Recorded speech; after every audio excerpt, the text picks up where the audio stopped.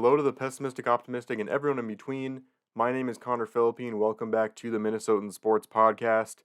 And the Minnesota Vikings are currently entering a stretch where we need to win 2 of the next 3 games in order to make the playoffs. Basically, is the way it looks. Even in that situation, it's possible that we could go 2-3 in the next 3 games and still miss the playoffs. As we look a little bit into the playoff picture here, so the Eagles or the Cowboys are for sure going to get that 5th spot in the wild card, and it's most likely going to be the Cowboys the way the tiebreakers work out. So that means it's really the Rams, Vikings, Seahawks, and Saints, and maybe Falcons and Packers. If they win out, they have a little bit of a chance for those last few spots. The Rams have probably the easiest final 2 games of the season. They play at the Giants, and then they play at the 49ers. But the 49ers, in my opinion, will, unless something crazy happens, they would have all the tiebreakers in the book, even if they did lose a game near the end of the season. I just don't see how the 49ers would be playing their starters in that last game of the season, the way things are going to shake out. So the Rams would probably have an easy matchup there too. So it's very likely they win their last 2 games and go 10-7. And then the Seahawks have a pretty easy final few games of their schedule too, at the Titans versus the Steelers and at the Cardinals. So the Steelers are really the toughest matchup they have the rest of the season, and the Steelers have just been horrible offensively in these last few weeks. So both of these 2 teams with a very good chance of going 10-7. So even if the Vikings were to go 2-3 the rest of the way, in that scenario, we wouldn't even make the playoffs. However, if we are able to get that done, and who knows what could happen. The Rams could stumble. Maybe, the 49ers are good enough where maybe they even lose to their backups. The Seahawks, I could definitely see them potentially losing to the Steelers if their defense really starts to turn it on. Anything could happen. But one thing we know for sure is the Vikings cannot lose 2 of these next 3. Otherwise, it's definitely over. So, going into this matchup, the Lions enter somehow as only -3 favorites. I don't know how that's possible, the way the Lions have been playing offensively and the way the Vikings have shown up the last couple weeks, or barely shown up, honestly, if I'm giving my honest opinion. The Lions can win the NFC North with this win, or I should already preface this by saying they play on Christmas Eve at noon at US Bank Stadium. It's the whiteout game. But again, the Lions can win the NFC North with that win. The Lions have plenty of other scenarios where they can clinch the playoffs this week, even if they don't win this game. And then, of course, we already went over the Vikings playoff picture. Going over the history between these 2 teams, there is a lot of history. The Vikings are 80-41-2 all time against the Lions, and they're 44-16-1 at home against the Lions. The Lions haven't won at US Bank Stadium since 2017. I think we all can remember what happened in that game. And the Vikings have also won 8 of their last 10 against the Lions. Of course, those 2 losses happened in the last 2 seasons. So the Lions obviously have been getting better. One of those wins that the Lions had over us was their only win of the season up to that point, and it was really the last nail in the coffin of firing Zimmer. So honestly, if you ask for my honest opinion, I feel like that was potentially one of the better Vikings games that could have happened in that instance, because who knows if we would have fired Zimmer without that loss. So honestly, it was for the best. And then the last game we played against the Lions, it was that 34-23 loss against them last season, where the Vikings they had already clinched the playoffs, but that loss against the Lions really had us thinking, maybe we aren't quite as good of a team as we want to believe we are, and sure enough, we got bounced in the very first round. Of course, that game last year was the game that Penei Sewell caught the catch that ended up icing the game. The tackle for the Lions made that catch, and it was a very frustrating way to lose that game. But all the history aside, now here is the present. Going into this matchup, the injuries, the Lions are very healthy. The Vikings are not healthy at all. The Lions don't have really anyone on injury designation that is notable. And on top of that, C.J. Gardner-Johnson was cleared to come back last week. It doesn't look like he will play, but the fact that the Lions are actually getting healthier going into this part of the season is insane. It's really good for the Lions, and it's going to help their push to try and get a run in the playoffs in. As for the Vikings, who's out? Basically the defense. Well, not out, but questionable. Byron Murphy is out for this game. It's going to be a huge blow. I mean, we're going to need Mekhi Blackman to really step up. We're going to need plenty of other guys on this team to step up. We're going to need a Caleb Evans to be huge in this one. Harrison Smith might need to do more. Andrew Booth Jr. might honestly need to step up as well. So definitely a lot of stuff. We're going to see a lot of stuff from this team. Jordan Hicks is questionable. He actually is cleared to return from his IR stint, where we were potentially thinking he might not come back all season, and he could potentially come back for this last playoff push, which would be huge for our defense. That has a lot of other guys questionable. Alexander Madison is also questionable. Don't think he should be the starter at this point anyway. And then we have Brian O'Neill, a huge factor if he does not play. And then obviously Ivan Pace Jr. is a huge factor. He's been amazing. And then Harrison Phillips. Those guys are all questionables.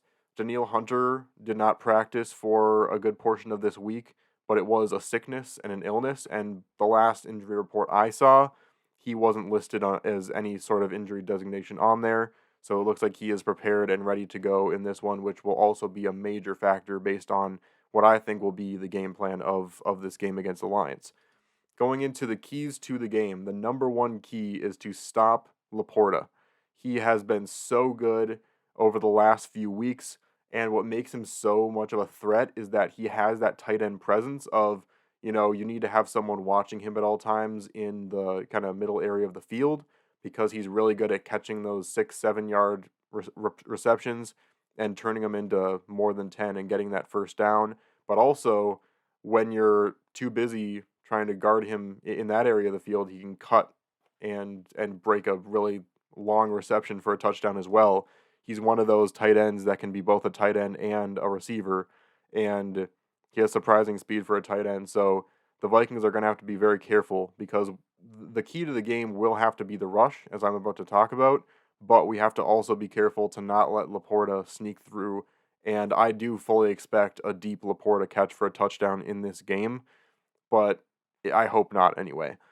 The second key is to get Goff uncomfortable. Goff in this season has been really good when he's in a rhythm, when the Lions offense is shooting on all cylinders, and when they have all the momentum in a game. But when he gets off to a bad start, boy, is it rough. He gets off to horrible starts. The game against the Packers, the game against the Bears, I mean, he has really struggled in those kinds of games, and he's given up a lot of turnovers in situations where he does not know where he's going with the ball instantly. And so it's going to be a big factor with Brian Flores. Obviously, a lot of guys out with this defense, especially a lot of guys in the secondary, with Byron Murphy being the biggest factor. And regardless of how many of these guys end up being out and end up playing, that's a big hit. And so making sure that we get to Goff quickly will really help out these cornerbacks that are going to try and step up in the absence of Byron Murphy. So once again, Brian Flores' aggressive defense is going to either make or break this game for the Vikings. Number 3, stick with Chandler. I don't know why we would potentially play Madison more than Chandler. Obviously, if Madison ends up playing, we're going to see a healthy dose of both of them. But I fully think that the Vikings should go with Chandler as the starting running back in this game. And we have to get the running game going quickly and often, because this Lions defense with Aiden Hutchinson involved is going to sniff out the pass very quickly. And if we don't get the running game going, we are going to have no leg to stand on throughout the rest of this game. And the way that the Lions pass rush has been playing, especially with Hutchinson, Nick Mullins might not have a leg to stand on literally if this offensive line lets him run all over the place. And Nick Mullins might get hit a lot in this game, especially if we don't have O'Neill. So again, that's going to be a huge factor. Number 4, it's a pretty simple one. Do not run the tush-push play at any point in this game. I don't care if we're on the half-yard line. Do not run it. It does not work. It's been clear. I don't know why it's being outlawed. I mean, I'm the biggest Eagles hater out of anyone, but I don't know why it's being outlawed because it's clear that the Eagles are doing it better than anyone else, and the Vikings were a perfect example of that last week. We had the opportunity to just run it with Chandler and get in field goal range and win that game against the Bengals, which would have set us up for so much more success in the last few weeks of the season, but it didn't happen. And so, no more tush push ever again. I don't want to see that again unless we have a much better center and a much stronger quarterback. Number 5, this is the kind of game in a divisional game with some serious playoff implications on both sides of things. This is the kind of game where you put the ball into your playmakers' hands, you get them the ball at all under any circumstances. This is not the game to try and get cute and figure other things out. No, throw it to JJ, throw it to Addison, throw it to Hawkinson. Hopefully he is the version of Hawkinson that catches the ball this week. And just be aggressive with it. I don't care if Nick Mullins throws a few interceptions.